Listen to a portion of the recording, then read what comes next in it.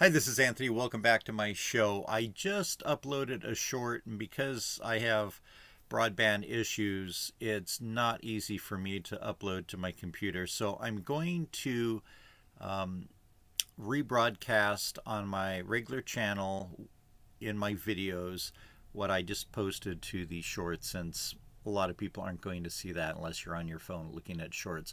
Also, check out the posts. I have some quizzes and some questions there that are interesting. I won't look at them in this video, but stay tuned for other videos where I look at that, look at the analysis. But please watch this. I think you'll find it very interesting. It's a little topical and a little historical. Hi, this is Anthony. Welcome back to my show. I'm going to keep this video short. If you watch my videos on my channel, you'll see that I talk about two things in particular: collecting old items and stock investing. So I wanted to show you something today. This is a really great book. It's from the library and it's actually due yesterday, so I need to return it. I decided just to go online onto eBay and buy a copy. I found one for a little over $5, and that includes shipping. So I really encourage anyone who has a chance, buy this or get it from the library. It's about Warren Buffett. It's about 30 years old, unfortunately. They need to come out with a new edition.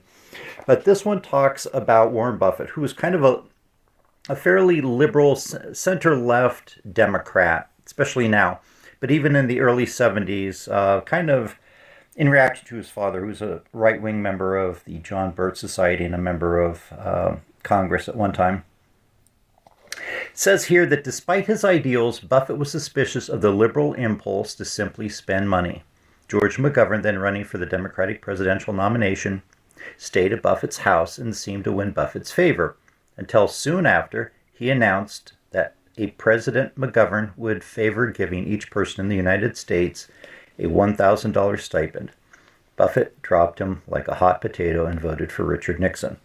Now, in 1972, $1,000 is worth the equivalent of about $7,700 today in 2025. So what I have here is a piece that was created by McGovern's opponents. It says, "Here's the $1,000 McGovern promised everyone." As a picture of McGovern. It says on November 7th, 1972, this bill will self-destruct. That kind of sounds like Mission Impossible. I think the old Mission Impossible TV shows were going on at that time.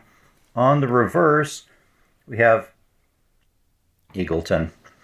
Eagleton was picked as McGovern's vice presidential pick at the convention without really vetting him. Then it turns out that he had received shock therapy, which later was diagnosed as, I think, type 2 schizophrenia or bipolar disease. Anyway, McGovern said that he was 1,000% behind Eagleton, and then later on, after a short time, dropped him in favor of President Kennedy's brother-in-law, who is the ambassador to France, Sergeant Shriver.